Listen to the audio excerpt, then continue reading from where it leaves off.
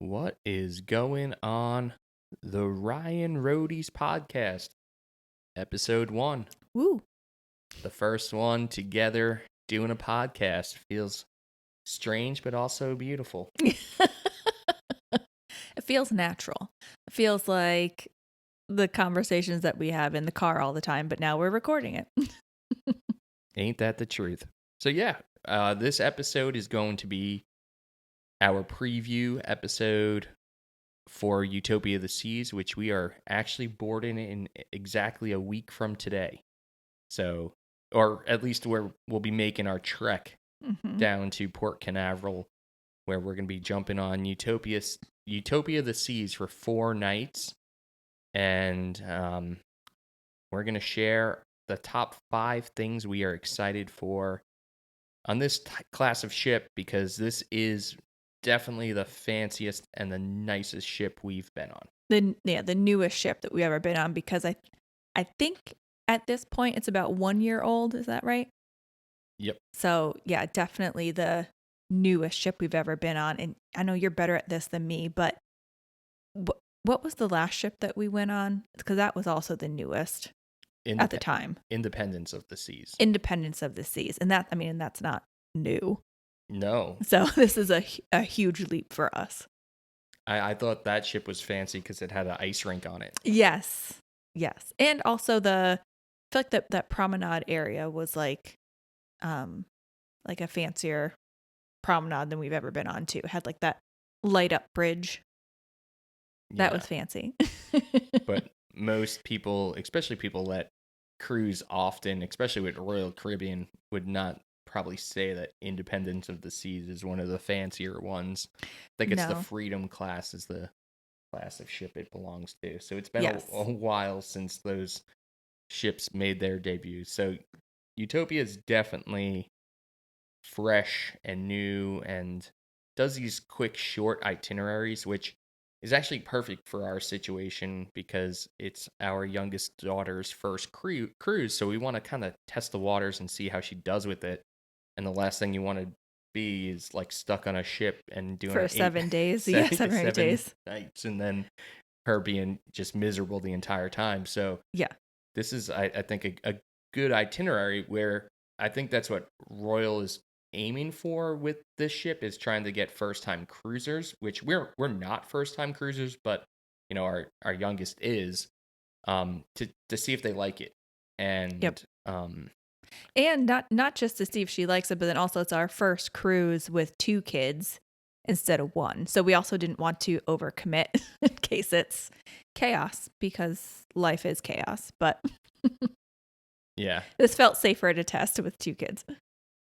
And the nice thing is, we're leaving out of Port Canaveral and we're in Charlotte, North Carolina, so we can still drive to the port, which also eliminates then flying with young children, which is also strollers. And strollers and all of that headache.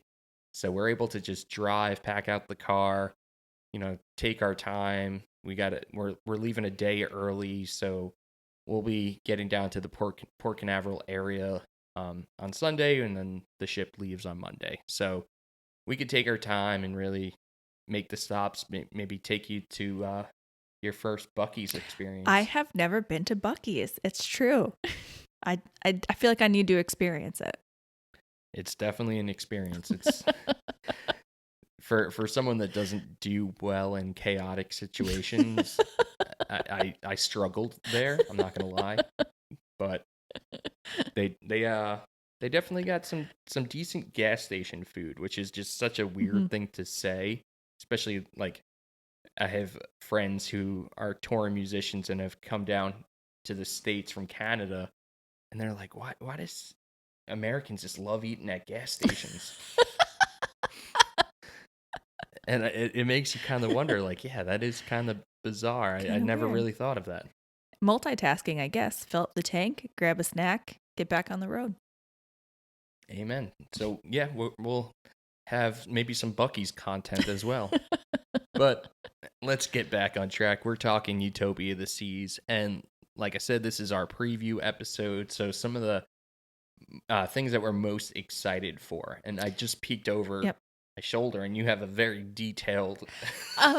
It's not that detailed. I have the note that I wrote it in is like more than just that. So don't be too intimidated. Is mine. A sticky note. Listen, I have to be prepared. Honestly, like with my other podcasts, when we have detailed notes, we never follow them, and it's like, why did we just spend so much time creating these? So we kind of just go off the rails. Well, in my defense, I put mine together when I was nap trapped, so I just sat and had some time to think, have a nice think. And I jotted down some notes. But so the way I put together my list of 5 things is kind of like the frame of reference for it is either things I'm excited about that are unique to Utopia of the Seas, or things that we just haven't experienced on a cruise ship before. But like we said, the bar is a little low for us because the newest before this was Independence of the Seas. So I feel like we're going to be a little bit like kids in the candy shop. So yeah, we went on literally a royal cruise that doesn't even exist anymore. They were like, this ship is too old. We're getting rid of it. Which one was that? Was it the one we took to Cuba? Yeah. That was a good one. Before kids, we used to book cruises based on the itinerary. Yep. But now that has totally changed. Now we're like... It's opposite, yeah. Yeah, totally ship-oriented. I would say, yeah, before we would pick it based on itinerary, and in every single stop, we would have like an elaborate excursion booked. So that was, what we were all about. And then we would just book an interior room on the ship, and we didn't really care that much about ship amenities because it was almost just like a crash pad for us. And really the main thing was the excursions and the ports. But yeah, like you said, it's kind of the opposite of that now. So definitely. So my list isn't really in any order, like, top mine's not like ranked in order. Okay. I just wrote down 5 things. Okay. So my first one, and I will admit, this one is a little more selfish on my part for me. But I am so excited to be on a ship with a central park. I've really been looking forward to that. I just think it's really neat. I'm sure most people listening are familiar, but we've never been on a ship with one before. And it's essentially a big park in the middle of the ship, like open to the air, lots of plants and trees, and I think they pipe in like bird chirping and things like that. I don't know, it just seems so serene. And I also feel like with little kids, it might be a nice place to go to just like chill out for a minute. So I'm really excited to experience that. And then also too, so within Central Park, there's a Zoomy in the park. And I think there's like a counter service option in addition to the main restaurant. And so one of the things I'm excited to try is they have this dessert that's like a bubble waffle cone filled with ice cream. And it just looks so good. So I'd like to try that because, we've talked about a lot of times like on cruises, we'll go through the buffet and maybe get like a late night dessert or something. And they always look so good. But then they don't. Very mid. Yeah. They're just like, I always ask, Mike afterwards, like, oh, like, what'd you think? It was okay. It's always just okay. So I'm excited to try a pretty fancy dessert. Yeah, I feel like the buffet desserts are like airy. Yeah. And like there's not much flavor. Like they're pretty. Maybe like gelatin mixed in to like kind of make them bigger than they are. And there's just not much flavor at all. No. It's weird. Yeah.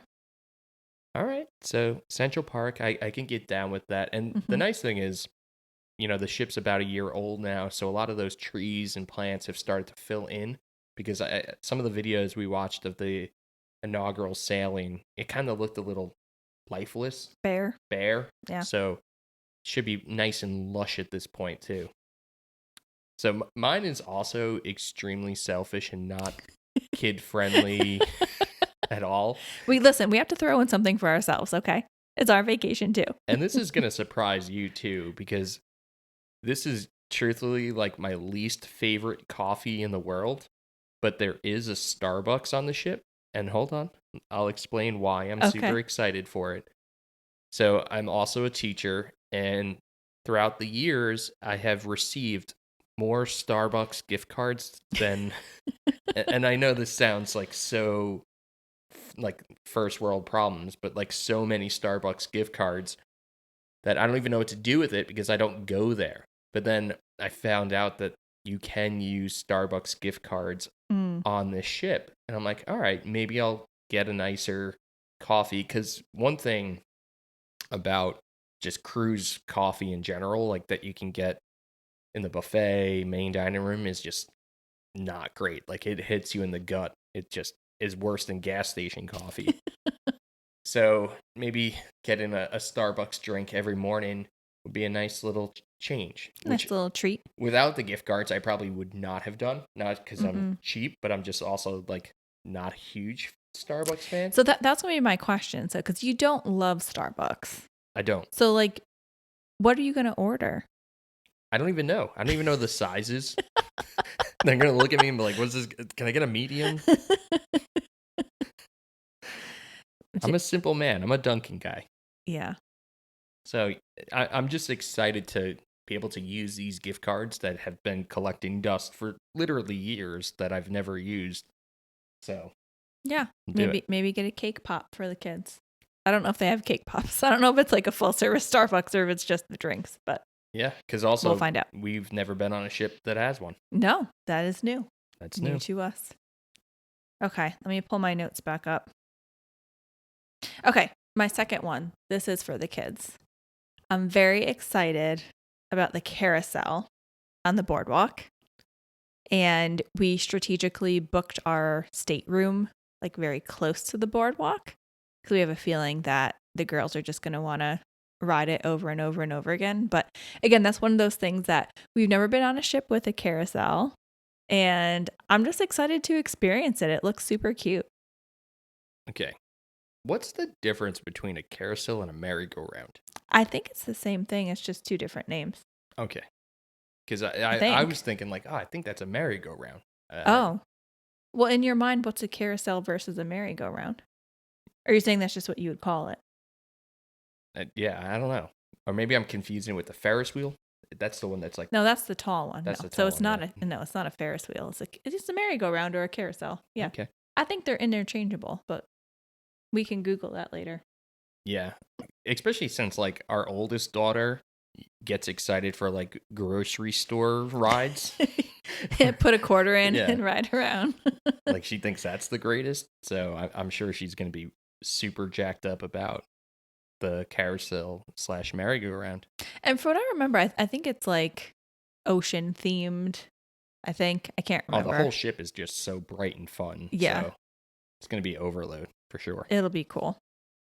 All right. So the next one, like we've mentioned, we've been on Independence of the Sea that did have an ice skating rink, but we did not go ice skating. We saw the ice show, but this time our oldest daughter is at the age where I think we can take her ice skating, where I think she's old enough to, at least not get severely hurt trying it. So I'm excited to take her ice skating for the first time, especially since I played hockey my entire life. So just don't want to reenact the Just Friends scene where I'm like, it's the rentals. You already lived that out in real life. Yeah. Because I'm sure those skates are brutal. I'm sure they are. I don't even think you have the option where you can bring your own skates. I doubt they let you bring a pair of ice skates onto a ship. I mean, you have to be like pretty hardcore. Yeah, you'd be a real douche if you did that. No, I brought my own skates. No, I brought my own skates, sir. For an ice rink that's like this big. It's so tiny. It's so tiny. Watch me spin. But I do feel like it is a perfect environment to test it out for the first time, because as we've mentioned, we're in Charlotte, North Carolina. Not an abundance of ice skating and ice rinks here. No. So, they have them at the holidays. They pop up, but they get so crowded that I feel like that would be overwhelming and stressful to try it for the first time. Mm-hmm. So, yeah. No, that will be cool. And I feel like, too, we need to look up the rules for that, because I'm pretty sure it's like you have to be wearing like long pants. So we'll have to just make sure we pack the right stuff so we can do that. And socks. Like, I don't know if we'll have socks. Like normally, but because, she'd be in flip-flops every day. So, yeah. Little things like that. True. Well, now we know to pack that. Yep. All right. What's number 3 on your list? Cool. Next, I have, okay, this is cool.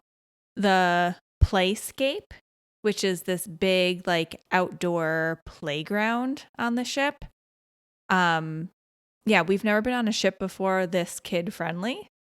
And so, and definitely no playground. We've never been on a ship with a playground before. So again, this is like this big, like, ocean themed playground. So we've been, last year when the different review videos for Utopia the Seas first came out from cruise vloggers, we watched a ton of them.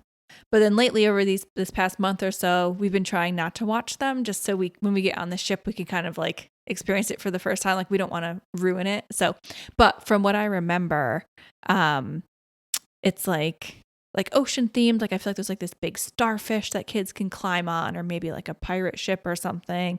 I don't know. It just looks really cool. And I think it's nice to have a space on the ship where kids can just like run around and get energy out. And plus, it's just really cool. I think they'll really enjoy it. I totally agree. Yeah. Good pick. Mm-hmm. All right. My next is not necessarily Utopia focused, but also new to us.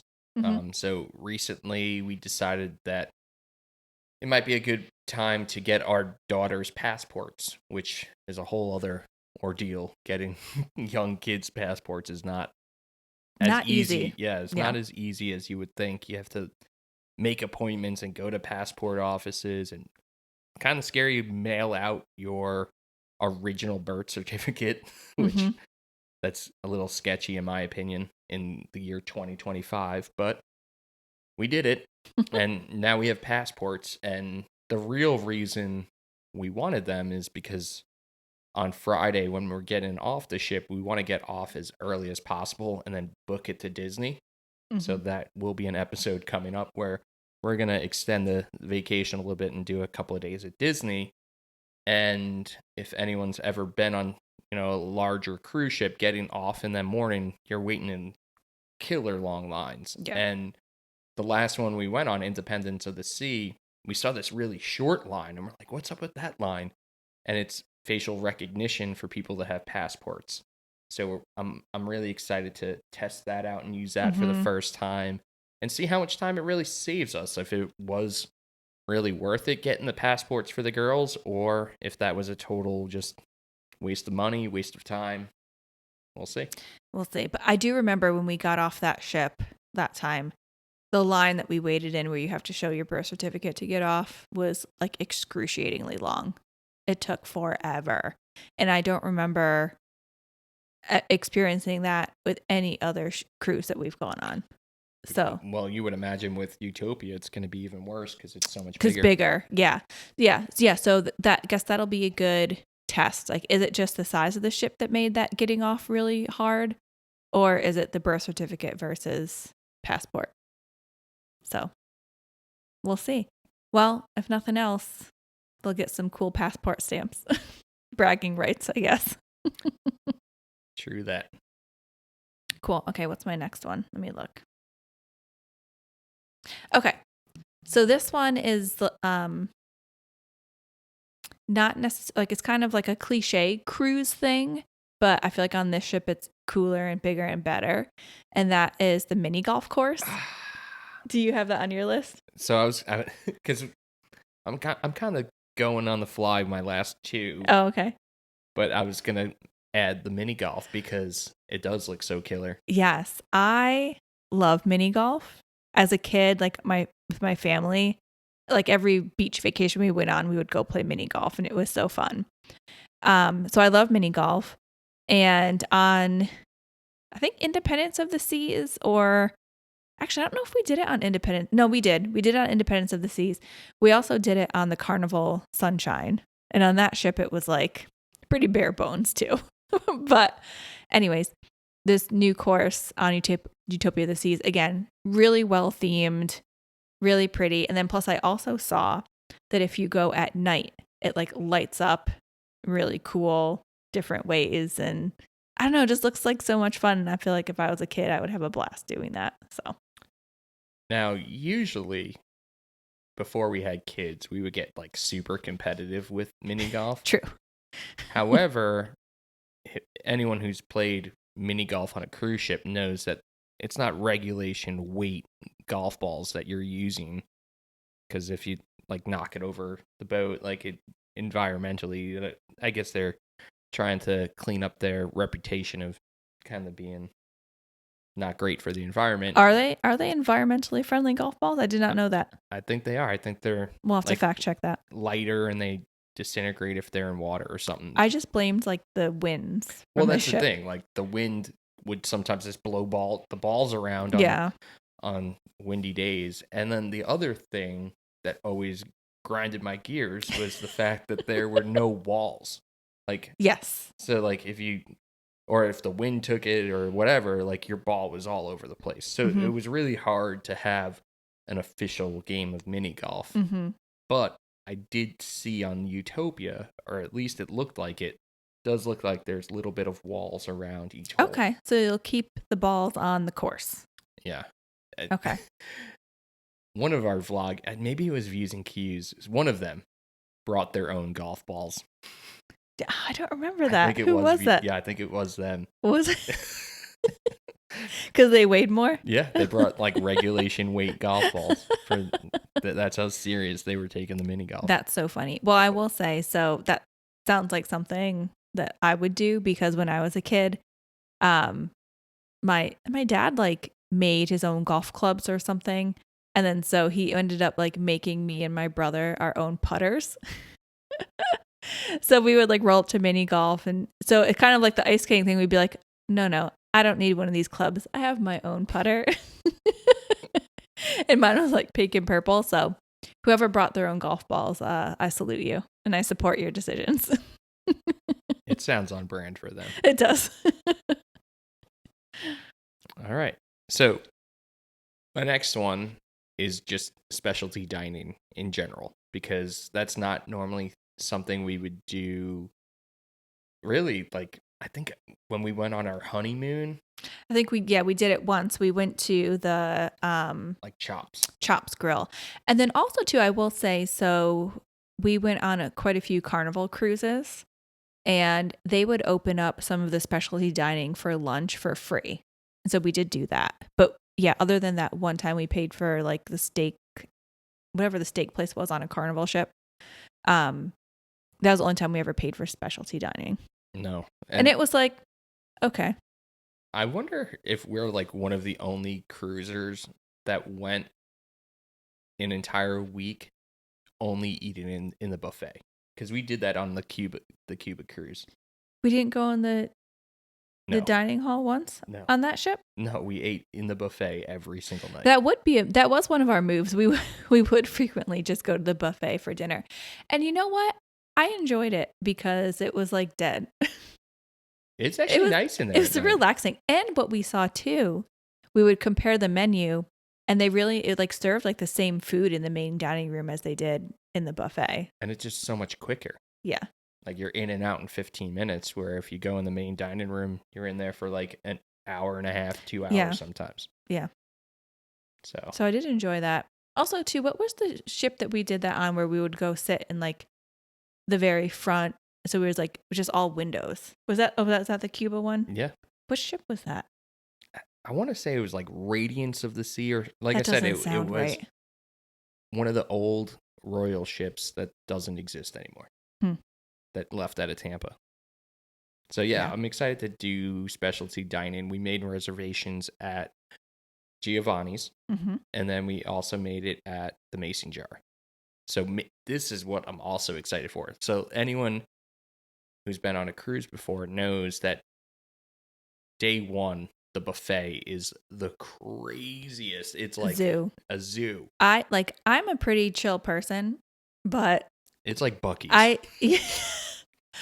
I get very overwhelmed to the point where like every time we go on a cruise on boarding day, I'm like, why do we do this? I'm never doing this again.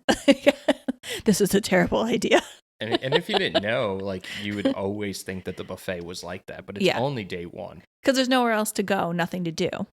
Yeah, your room's not ready, so Yeah. everyone is just going there right when they get on the ship. So we decided to test out and see how the mason jar is day one for lunch. Mm-hmm. So we made reservations for that. Hopefully it's just a way more chill and relaxing environment. And you can actually sit at a table, because there's been times where you're like standing around looking and like, all right, there's a table, and you're like sprinting across the buffet to find it. Which will be a lot harder to do with 2 kids. Yeah, exactly. Yeah. So I'm excited for that. And we've never eaten at Giovanni's, and there's a few dishes that people rave about there. I'm a good connoisseur of chicken parm, so I might have to test it out. Can't go wrong with Italian food. Pasta is my love language, so it'll be good. Okay, what am I on? Am I on number 5? Number 5. Okay. I'm curious as to what your number 5 is, but okay. So I'll go with one thing that I'm really excited about, which again is not, a lot of people watching will probably be like, yeah, whatever, I always do this. But I'm super excited to have a balcony room.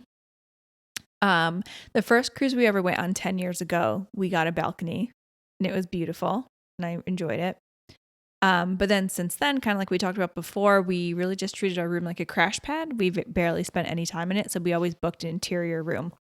But this time we decided to spring for a balcony, partially because with our little one, she's going to need to take naps during the day.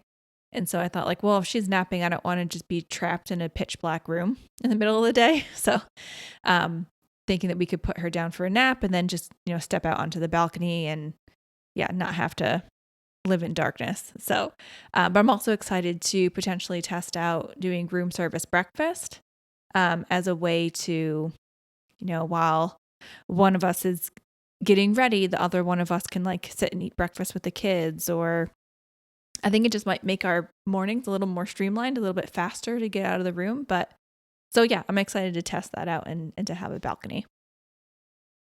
Yeah, I think I just like the fact of being on the ship. So interior, ocean view, like I'll sleep with the crew. I don't care. Like I'm just trying to get on the boat and get to these beautiful beaches. But yeah, the balcony's definitely nice. So we'll see how that goes. We'll see. I feel like you're going into this cruise very skeptical. I feel like you want to prove to me, like, see, we don't really need a balcony. He's going to want to go back to interior moving forward. And I know I just sound like Scrooge McDuck, and I'm like, oh, it's so much more expensive. But like, truthfully, there's nothing better than sleep in an interior room. It is, yeah, it's dark. Oh, it's so nice. It's so dark and quiet. Yeah. Well, I'm sure that's dependent on who your neighbors are and where you are on the ship. But like, you can't question the darkness. Like, even if you want to take a midday nap, you can totally do it and sleep soundly. Mm-hmm. So I will miss that. Yeah. So, but and also too, like other cruises, we like barely ever spent any time in our room. So maybe we'll need to kind of get away from it all a little bit more with 2 kids. So yeah, it'll be interesting to test it out. And maybe I'll be eating my words and we will barely use it, but we'll see. All right. And then my last one is I'm super excited to test out the Royal Tots and the Baby Tots programs because we've never done that. And we send our daughters to daycare, so it's not even like one of those things where we're like worried about sending our kids off with strangers. We're like, nah, go have them. But like, I think having an hour or so to be adults, especially since a lot of it's built into our cruise fare. Like, I think with our youngest, we'll have to pay maybe a surcharge because she's just like a year old, but not 100% sure on that.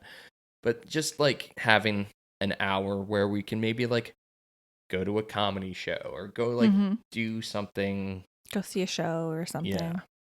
Without worrying about like, is our oldest going to be climbing over the chairs or kicking the chairs in front of her? Like, just being able to dump them off there where, from what I've seen, kids like cry when they get picked up from them. So I think our daughters, especially since they're used to daycare and that kind of environment, will like being with other kids and playing. And there's like programs and things that they do with the kids. So I'm excited to test that out and see how that goes. Even if it's just for like one night for 1 hour. Yeah. We go get ice cream or something. Yeah. Stroll through Central Park. Exactly. Yeah, I'm open. Of course, I'm a little more nervous about it, but I'm open to it. Yeah, so it's kind of crazy to think that a cruise that we booked so long ago, that like over a year ago, right? Literally our youngest, when we made the reservation, was just like called baby number 2 in the reservation. Like, yeah, that not born yet, no name yet, no name. So it's been that long. Like, she just turned 1. So it was probably over a year and a half. Over a year, yeah. Yeah. So kind of wild that we're finally doing this. And yeah, we are super excited to just talk cruising, honestly. Like, even this 30 minutes tonight was just got me even more excited about the cruise. And when we're not on a cruise, watching others talk about their cruises gets us just as excited. So it'll be fun to keep doing this podcast so we can just keep talking cruises and other family vacations as well. Yeah, definitely. So yeah, we've kind of hinted at what episode 2 is going to be, because we mentioned how right when we get off this ship, we're going straight to Disney World, which we've done the last few cruises as well. We kind of extend the trip a little bit. But I will say that the other times that we've done it, we go to Disney first and then go on the cruise. This is the first time we're doing the cruise and then Disney. So I'm curious to see if we're just like dead tired or how that goes. But yeah, but I also feel like we're approaching this Disney trip with a little bit more of like a relaxed, more of a relaxed approach where, we'll get done what we can get done, but we're just there for the vibes. And the Dole Whip. And the Dole Whip. So yeah, tune into episode 2 where we preview the top 5 things we are excited for our upcoming Disney trip. But thanks for tuning in to episode 1 of the Ryan Roadies Podcast, Utopia of the Seas. Stay tuned for the vlog series that will be going up on YouTube with our experience on the ship, and then just stick around for all that family-friendly content. Yeah. Thanks for watching. Peace.